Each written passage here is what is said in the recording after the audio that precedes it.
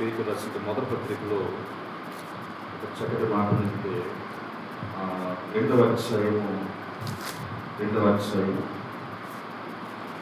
వచనం ఉంది. అయితే మీరు చీకటిలో నుండి ఆశ్చర్యకరమైన తన విధిలోనికి మిమ్మల్ని పిలిచిన వాని గుణాతిశయములను ప్రచురము చేయు నిమిత్తము ఏర్పరచబడిన వంశమును, రాజులైన యాజక సమూహమును, పరిశుద్ధ జనమును, దేవునికి సొత్తైన ప్రజలనై ఉన్నారు. దేవుని స్తోత్రం. హల్లెలూయా. హల్లెలూయా. తండ్రి సమయం రాష్ట్ర పక్షులు పడుతుండగా మన వాటిని మాట నుంచి అభిషేకించి వాడుతుంది. యేసుని ప్రార్థిస్తుంది. మీరు కొనుమూసిన నా ప్రార్థన అయిపోయింది. నేను ప్రేయర్ సిద్ధం ఉంటాను ఇప్పుడు గమనించాలి. ఇక్కడ మనం చూస్తే కనుక ఈ మొదటి పేతురు రాసిన పత్రిక 2వ అధ్యాయం 9 చూస్తుండొచ్చున్నాం. అయితే మీరు అనగా మనం చీకటిలో నుండి ఆశ్చర్యకరమైన, అంటే మీరు అనే మాట దగ్గర మనం తెలుసుకోవాలంటే ఇక మనం మొదటి అధ్యాయం తెలుసుకోవాలి. మొదటి అధ్యాయము మొదటి వచ్చిన కనబడుతుంది. యేసుక్రీస్తు అపోస్తలుడైన పేతురు తండ్రి అయిన దేవుని భవిష్యత్తు జ్ఞానం బట్టి ఆత్మ వలన పరిశుద్ధత పొందిన వారే విధేయులకును యేసుక్రీస్తు రక్తమును ప్రోక్షపడ్డకును ఏర్పరచబడిన వారికి ఇందు మనం ఉన్నామండి.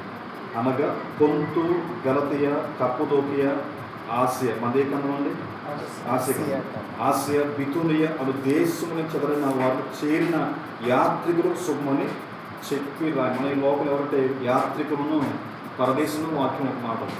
కాబట్టి ఇది మనకు సంబంధించిన మాట. కాబట్టి అయితే మీరు చీకటిలో నుండి ఆశ్చర్యకరమైన చీకటిలో ఉన్న తన వెలుగులో మిమ్మల్ని పిలిచిన వాని గుణాతిశయము దేవుడు మనం పిలుచుకున్నాడు. ఆమేన్. మనం పిలవటం కాబట్టి ఈరోజు బయలుపడుతున్నాం.